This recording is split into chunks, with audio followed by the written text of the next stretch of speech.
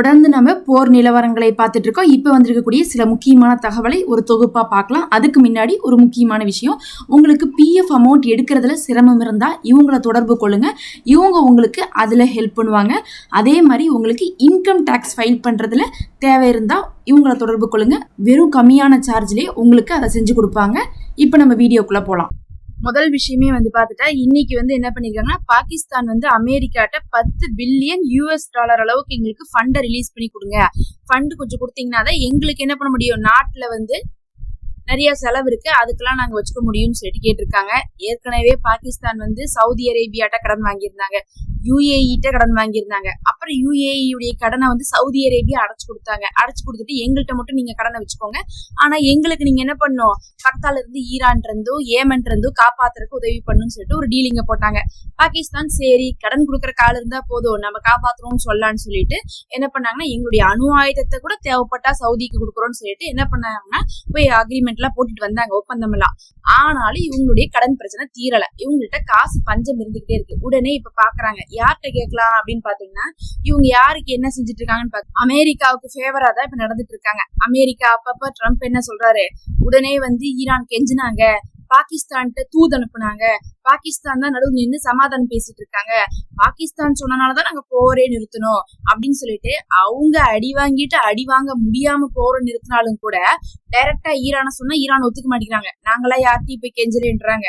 அதனால பாகிஸ்தான்கிட்ட சொல்லி கெஞ்சினாங்கன்னு சொல்லிதான் ஒவ்வொரு விஷயத்தையும் அவர் கடந்த 2 மாசமா ட்ரம்ப் போஸ்ட் போட்டு இருப்பாரு. அப்ப எல்லாம் பாகிஸ்தான் ஆமா ஈரான் எங்கள்கிட்ட பேச்சுவார்த்தைக்கு வரேன்னு சொன்னாங்க, பேச்சுவார்த்தை பண்ணி கொடுங்கன்னு கேட்டாங்க. அமெரிக்காவுக்கு ஈரானுக்கு நாங்க தான் இருக்கிறோம், நாங்க சொல்லிதான் அமெரிக்கா கேட்டுக்கிட்டாங்க, ட்ரம்ப்புக்கு பெரிய மனசு, நான் தான் இந்த உலகத்துக்கே சமாதானத்துக்கு கொண்டு வரோம்னு சொல்லிட்டு பாகிஸ்தான் பேசிட்டு இருந்தாங்க. இப்ப இதான் சான்ஸ், வசூல போட்டுடலாம்னு சொல்லிட்டு என்ன பண்ணிருக்காங்க, $10 பில்லியன் கேட்டிருக்காங்க. பாக்கலாம், அமெரிக்கா இப்ப ஈரான் விஷயத்துல பாகிஸ்தானோட தேவை இருந்தா காசு கொடுப்பாங்க, இல்ல எங்களுக்கு சமாதானமும் வேணாம் ஒண்ணும் வேணாம் நாங்க சண்டை தான் போட போறோம்னு முடிவு பண்ணிட்டா பாகிஸ்தானுக்கு கொடுக்காம இருக்கிறதுக்கு வாய்ப்பு இருக்கு. ஆனா இப்ப கூட ட்ரம்ப் என்ன சொல்லிட்டு இருக்காருன்னா, நாங்க சமாதானத்துக்கு வரக்கு ரெடிங்கிறாங்க. மார்க்கோ ரூபியோ பேச்சுவார்த்தை கூப்பிட்டா வருவோங்கிறாங்க. அதனால சமாதானத்தை தேடக்கூடியவர்களாக தான் அமெரிக்கா இருக்கிறதுனால அதுக்கு நடுவுல மத்தியஸ்தனம் பண்றதுக்கு ஒண்ணு கத்தாரு, இன்னொன்னு பாகிஸ்தான் வருவாங்க. கத்தார் பொய் பேச மாட்டாங்க, பாகிஸ்தான் அமெரிக்காவுக்கு சாதகமாக பொய் பேசுவாங்க. அதனால பொய் பேசுறதுக்கு இப்ப இவங்க பாத்தீங்கன்னா $10 பில்லியன் அழுக வேண்டியது இருக்குது பாகிஸ்தானுக்கு. நல்லா பாகிஸ்தான் சான்ஸை யூஸ் பண்ணி என்ன பண்றாங்கன்னா, அமெரிக்காட்டே காசை கறக்குறாங்க. அமெரிக்கா உலக நாடுகள்ட்ட எல்லாம் காசை கறந்தா அமெரிக்காட்ட காசை கறக்கிறதுக்கு பாகிஸ்தான் இருக்காங்கன்னு தெரிஞ்சுக்கலாம். அடுத்து நியூயார்க் உடைய மேயராக இருக்கக்கூடிய ஜெஹ்ரான் மம்தானி அவர்கள் இன்னைக்கு என்ன சொல்லிருக்காங்கன்னா, ஒரு மேயரா எனக்கு பாத்தீங்கன்னா நெத்தன்யாகுவை அரெஸ்ட் பண்றதுக்கான உரிமை இல்ல. ஆனா நான் என்ன கேக்குறேன்னா, இங்க இருக்கக்கூடிய செனட்டர் எல்லாம் கேட்டுக்கிறது, இந்த தடவை நெத்தன்யா நியூயார்க்கு வந்தா நீங்க அரெஸ்ட் பண்ணும். ஏன் அரெஸ்ட் பண்ணணும்னு பாத்தீங்கன்னா, அவங்கதான் இனப்படுகொலை பண்ணிட்டு இருக்காங்க. காசாவில பாத்தீங்கன்னா எத்தனையோ பேரை இவங்க அழிச்சிருக்காங்க. குழந்தைகள், இன்னும் ஊனமற்றவர்கள், வயதானவர்கள்னு சொல்லிட்டு பட்டியல்கள் நீண்டு கொண்டே போகுது. 75,000 பேத்துக்கு மேல உயிரிழந்ததுக்கான காரணமாக இஸ்ரேலுடைய நெத்தன்யா இருக்கும்போது அந்த கொலகாரனை நீங்க என்ன பண்ணக்கூடாது, நியூயார்க்குள்ள உள்ள அனுமதிக்க கூடாது. நியூயார்க்கு நெத்தன்யா வர மாதிரி இருக்குது, அடுத்த தடவை வரும்போது இதை நீங்க செய்யணும். ஒரு மேயரா என்னால கைதி பண்ண முடியாட்டினாலும் சரி, நீங்க ஒரு கவர்மெண்டா என்ன பண்ணும், கைதி பண்ணணும்னு சொல்லிட்டு இன்னைக்கு ஒரு பேசியிருக்காரு. இது ஒரு பெரிய அதிர்வலை ஏற்படுத்தியிருக்கு. அப்பப்ப பாத்தீங்கன்னா நெத்தன்யாவை கைதி பண்ணணும்னு சொல்லக்கூடிய நாடுகளுக்கெல்லாம் நெத்தன்யா போறதவே தவிர்த்துட்டு தான் இருக்கிறாரு. இதுல அமெரிக்காலயே இருக்கிற நியூயார்க்குள்ளேயே இப்படி ஒரு நிலைமை அப்படிங்கிறது பாத்தீங்கன்னா இன்னைக்கு இஸ்ரேலுக்கே ஒரு பெரிய அதிர்ச்சி கொடுத்திருக்கு. உடனே ட்ரம்ப்கிட்ட கேக்குறாங்க, இப்படி எல்லாம் இருக்குதே நீங்க என்ன சொல்றீங்கன்னு கேட்டதுக்கு உடனே இவர் என்ன சொல்றாருன்னா, ஒரு கருத்து கணிப்பு பார்த்தோம், அந்த கருத்து கணிப்புல என்ன சொல்றாங்கன்னா, நெத்தன்யா ஈரான் மேலேயோ இல்ல காசா மேலேயோ இல்ல லெபனான் மேலேயோ போர் செய்யறது தப்பில்லைன்னு தான் சொல்றாங்க. எங்க மக்களுக்கு நெத்தன்யா பக்கம் தான் நாங்க நிக்கிறோம், யூதர்கள் பக்கம் தான் நிக்கிறோம், இன்னும் சொல்ல போனா எங்க பக்கம் தான் அவங்க நிக்கிறாங்க. நாங்க ஈரான்ட்ட தாக்குதல் நடத்துறது அவங்களுக்கு பிடிச்சிருக்கு. ஆனா என்ன பிரச்சனைனா, அவங்களுக்கு பாத்தீங்கன்னா என்ன விலைவாசி ஏறதா பிடிக்கல அப்படிங்கிறாங்க. அதாவது ஆயில் பிரைஸ் இந்த போர் நடந்தா ஏறுங்கிறதுனால யாரும் போரை நடத்த வேணாம்னு சொன்னா, இவர் என்ன சொல்றாருன்னா, ஆயில் பிரைஸ் ஏறும் அப்படிங்கறதுனாலதான் அமெரிக்கா மக்கள் கோவப்படுறாங்க. மத்தபடி அவங்களுக்கு மேலேயோ நெத்தன்யா மேலேயோ எந்த கோபமும் இல்ல.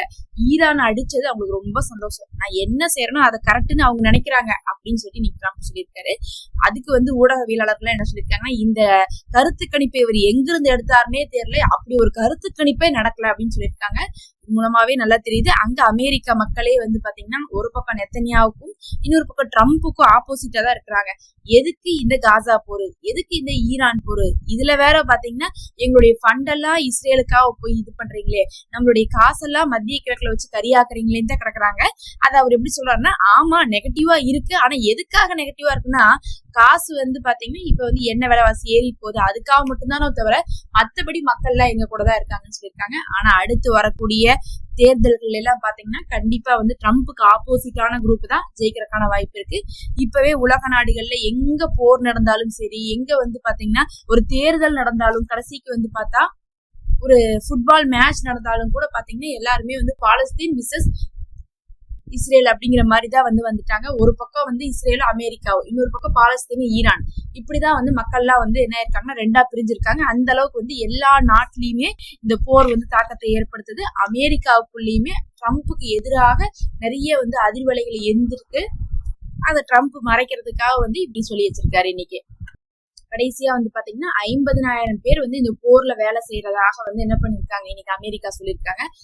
அமெரிக்கா வந்து 50,000 அமெரிக்க வீரர்களை போட்டுதான் இந்த ஈரானுடைய வார் செய்யறாங்க அப்படின்றா எந்த அளவுக்கு அவங்களுக்கு எல்லாம் செலவு பண்ண வேண்டியது இருக்கும். அதுக்குதான் இன்னைக்கு ஈரான் என்ன சொல்றாங்கன்னா, நாங்க இன்னைக்கு எவ்வளவு பெரிய காரியத்தை பண்ணிட்டு இருக்கோம் உங்களுக்கு தெரியுமா, 3ஆம் உலக போர் வர்றதுவே தடுத்துட்டு இருக்கிறதே நாங்க தான். ஏன்னா 3ஆம் உலக போர் அப்படிங்கிறது திடீர்னு வராது, அமெரிக்கா பிளான் பண்ணி தான் கொண்டு வருவான். அப்படி கொண்டு வரக்கு அவன் பிளான் பண்ணும்போது என்ன பண்ணுவான், ஆயுதங்கள் எல்லாம் தயாரிச்சு வச்சுட்டு தான் அவன் பிளான் பண்ணுவான். அதுக்குதான் அவன் 3ஆம் உலக போருக்கு தான் ஆயுதம் தயாரிச்சுட்டு இருந்தான். உடனே இந்த போர் வந்தனும் அந்த ஆயுதத்தெல்லாம் இங்க யூஸ் பண்ணிட்டான். இப்ப அவன் நினைச்சாலும் கூட 3ஆம் உலக போரை கொண்டு வர முடியாது. அப்போ உலக நாடுகளே இரண்டா பிரிஞ்சு சண்டை போட வேண்டிய நிலைமை வரக்கூடிய 3ஆம் உலக போறவே இந்த ஈரான் வார் தான் தடுத்துருச்சு. எங்கனாலதான் உங்களுக்கு என்ன இருக்கு, இப்ப உலகமே அமைதியா இருக்குன்னு சொல்லிட்டு இன்னைக்கு வந்து பாத்தீங்கன்னா ஈரான்ல இருந்து வந்து சொல்லியிருக்காங்க. அதே சமயத்துல அவங்க என்ன சொல்றாங்கன்னா, எங்களுதுல நிறைய காலி இடம் இருக்கு, அந்த காலி இடத்துலதான் வந்து அடிச்சிட்டு இருக்காங்க. எப்ப கேட்டாலும் அங்க அணு ஆயுதம் இருக்குங்கிறாங்க, ட்ரோன் எல்லாம் இருக்குதுன்னு சொல்றாங்க, ஃபேக்டரி இருக்குங்கிறாங்க, அண்டர் கிரவுண்ட் இருக்குங்கிறாங்க. அப்படி காலி இடத்துல கொண்டு வந்து அவங்களுடைய விலை உயர்ந்த ட்ரோன்களை போட்டு என்ன பண்ணிட்டு இருக்காங்க, அழிச்சிட்டு இருக்காங்க. அதனால உலகமே இப்ப என்ன ஆயிடுச்சு, ரொம்ப சேஃப் ஆயிடுச்சு. அமெரிக்கா கையில இப்ப ஆயுதங்கள் இல்ல, ரொம்பவே பற்றாக்குறை ஆயிடுச்சு. இருக்கக்கூடிய ஆட்களையும் சரி, காசு, ஆயுதம் எல்லாத்தையுமே இதுல செலவு பண்ணிட்டு இருக்காங்க.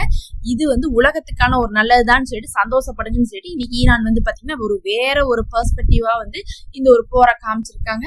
அதே சமயத்துல லெபனான்ல, காசால இன்னும் தாக்குதல் நடத்தப்பட்டு இருக்கு. அது தனியா போயிட்டு இருக்கு.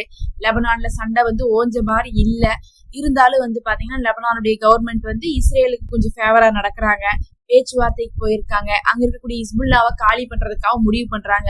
உடனே ஹிஸ்புல்லா வந்து நாங்கெல்லாம் வந்து இங்கிருந்து எங்களை நீங்க காலி பண்ண முடியாதுன்னு சொல்லிட்டு அவங்களுடைய சைட்ல இருந்து ஒரு பெரிய அப்போசிஷனை வந்து காமிச்சிட்டு இருக்காங்க. லெபனானுக்கும் இஸ்ரேலுக்கும் நடுவுலையும் சண்டை போது, காசாவுக்கு இஸ்ரேலுக்கு நடுவுலையும் சண்டை போது, அமெரிக்காவுக்கு ஈரானுக்கு நடுவுல சண்டை போது, ஈரான் பதிலுக்கு வந்து பாத்தீங்கன்னா அமெரிக்காவுடைய தளங்களை மத்திய கிழக்கு முழுவதும் வச்சு அடிக்கிறாங்க. பத்தாவதுக்கு ஈராக்ல இருக்கக்கூடிய குர்தீஸையும் சேர்த்து வச்சு அடிக்கிறாங்க. ஏன்னா குர்தீஸ் வந்து தரைவழியில் நுழையறக்காக ட்ரை பண்றதுனால அவங்களுக்கும் அடி விழுந்துட்டு இருக்கு. இதெல்லாம் தான் இப்ப வந்து முக்கியமான தகவல்.